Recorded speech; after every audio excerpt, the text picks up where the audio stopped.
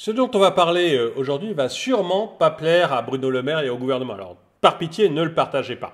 Parce que Bruno Le Maire, encore ce matin à la radio, était tout content de nous annoncer que le trimestre anti-inflation était un succès et que certains produits avaient eu des prix qui avaient baissé de 13%. Alors, moi, c'est vrai que je vous ai demandé dans une autre vidéo de me dire si vous avez eu des produits qui avaient baissé de 13%. Dans les commentaires, j'ai pas vu quelqu'un qui m'ait fait ce témoignage, mais je relance un appel au témoignage. Si un des produits que vous avez l'habitude d'acheter a baissé de 13%, dites-le moi dans les commentaires et je rendrai justice à Bruno Le Maire. En tout cas, Bruno Le Maire, lui, est content de son trimestre anti-inflation. J'en parlerai peut-être dans une autre vidéo. Seulement voilà, il y a une étude qui ne va pas du tout lui faire plaisir. C'est une étude qui vient juste de sortir et qui montre que les dépenses contraintes, alors ce n'est pas les dépenses alimentaires, c'est les dépenses contraintes, elles, ont énormément augmenté. En fait, qu'elles atteignent même un plus haut historique dans le portefeuille des Français. Ce qui fait que même si les prix de l'alimentaire n'avaient pas augmenté, les Français auraient de moins en moins d'argent pour acheter des produits puisqu'ils ont des dépenses contraintes qui, elles, augmentent terriblement. On va voir tout de suite cet article que j'ai eu. Inflation. Le poids des dépenses contraintes des Français bondit, atteignant 38% de leurs revenus. Donc ça veut dire que vous avez 38% de vos revenus, enfin si vous êtes de la classe moyenne bien sûr, 38% de vos revenus qui partent en dépenses contraintes. Tu m'étonnes qu'après, il n'y a pas de quoi faire des courses. À 1 195 € par mois en moyenne, la somme a gonflé de 100 € par rapport à octobre 2022, soit une hausse de 9%. Et c'est pas vieux, hein, octobre 2022, on est à 6-7 mois là, et on a déjà eu une hausse des dépenses contraintes de 9%. À cause de l'inflation, le budget des Français devient de plus en plus serré. Pour preuve, le poids des dépenses contraintes s'est envolé durant ces derniers mois, selon le dernier baromètre réalisé par CSA Research pour les Furets, rendu public ce samedi. Il atteint la somme de 1 195 € par mois en moyenne, soit 38% des revenus mensuels nets moyens des ménages. Il s'agit d'un nouveau record depuis la création de ce baromètre en 2020, soulignent les Furets. Par rapport à la précédente édition de cet indice, datant d'octobre 2022, la hausse a atteint 100 € par mois, soit plus 9%. Plus 9% en 6 mois, c'est clairement du jamais vu, relève auprès du Parisien Cédric Manager, directeur général du Comparateur.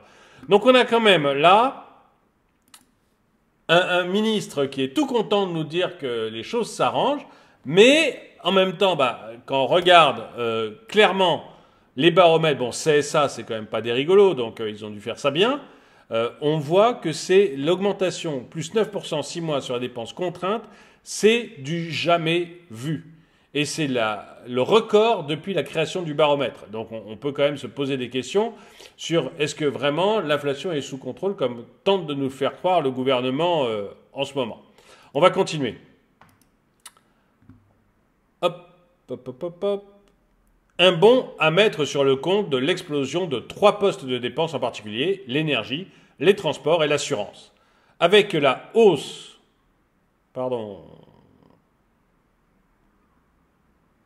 Et il ne faut pas me faire sauter mes trucs comme ça. Voilà.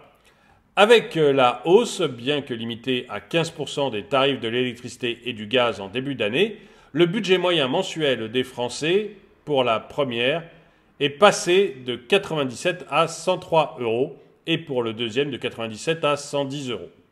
Donc la première, c'était l'énergie et les transports, on est passé de 97 à 110.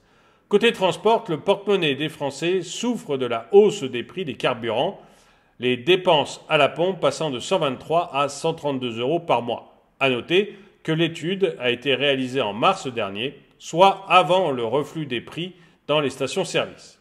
Même constat pour les usagers des transports en commun. Les dépenses relatives au forfait sont passées de 49 à 58 € par mois. En Île-de-France, par exemple, la hausse du pass Navigo en janvier est passée par là. Enfin, les différents contrats d'assurance subissent aussi l'inflation, pointent les Furets. L'assurance automobile est passée par exemple de 86 à 91 € mensuels, la mutuelle santé de 98 à 104 € et l'assurance habitation de 61 à 70 €. Bref, on a quand même une forte augmentation des dépenses contraintes et l'inflation, vraiment, on l'a subi surtout. D'ailleurs, j'entendais Leclerc parler de ça, je vais vous le passer peut-être.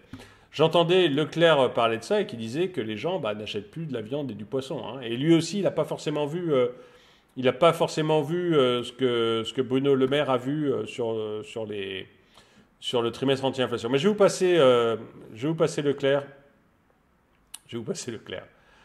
On va écouter ce qu'il a à nous dire. Alors, attendez, je mets le son bien à fond pour qu'on soit sûr de l'entendre. Et puis, on va mettre ça, je crois. Tac.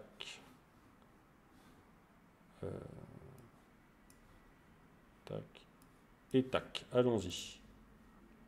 Mais précisément sur ce que les Français mettent dans leur caddie. On le disait, les ventes ont augmenté sur le Nutella, sur le Coca, sur les chips. Sur quoi est-ce qu'ils ont baissé? C'est-à-dire, quels sont les volumes de vente sur les produits chers? Ah ouais, la viande, c'est bon. Enfin, en tout cas, la bonne viande, aujourd'hui, ne se vend pas. Elle est trop chère. Elle est considérée comme trop chère. Mais le poisson aussi. Le poisson, alors je suis breton, je regarde le prix du poisson à Paris, c'est du délire, hein, mais le poisson, c'est cher. Le bio, parce que les Français ne sont pas des accros du snacking sans manger autre chose. Le bio, ça partait bien depuis les états généraux de l'alimentation. Ça avait bien commencé, ça a très mal fini pour l'instant. Mais c'est aujourd'hui 40 à 60% plus cher sur un marché de village. Le bio est 40% plus cher qu'un produit naturel local.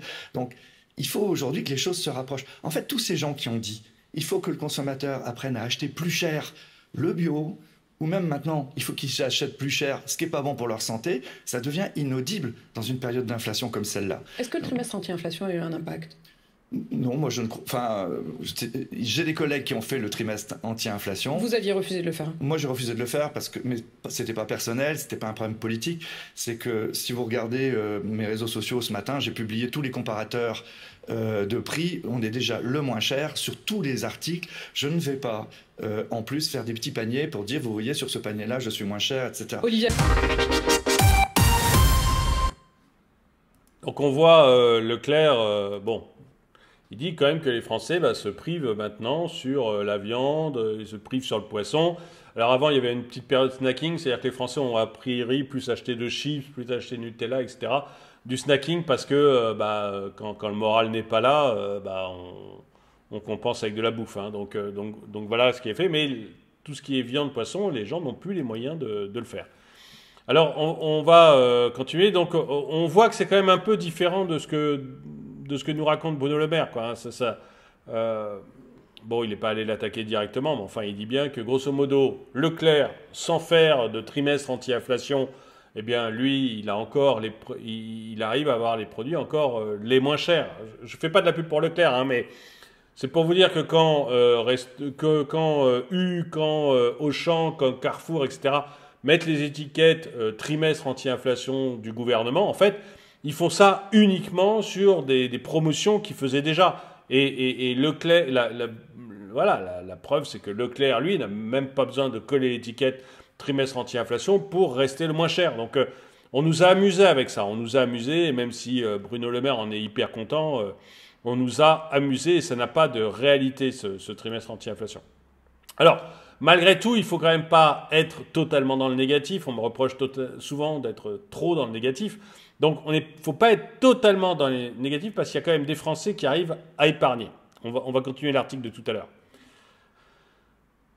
Un Français sur deux arrive à épargner. C'est logiquement les catégories populaires qui voient le poids de leurs dépenses contraintes le plus augmenter. Chez les Français les plus pauvres, soit ceux dont le revenu mensuel net est inférieur à 900 €, ils représentent 86%, soit 1 141 € par mois, contre 80% en octobre 2022-2017.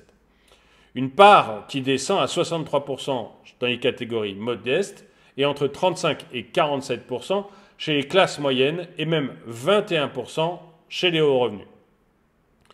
Une autre catégorie en souffrance, les couples avec 2 enfants, pointe le comparateur Les Furets.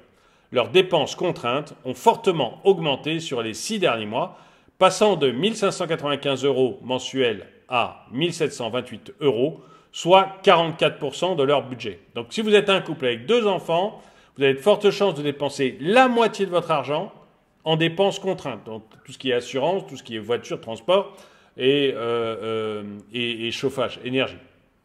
Donc c'est quand même la moitié de votre argent là-dedans, c'est quand même pas mal. Hein.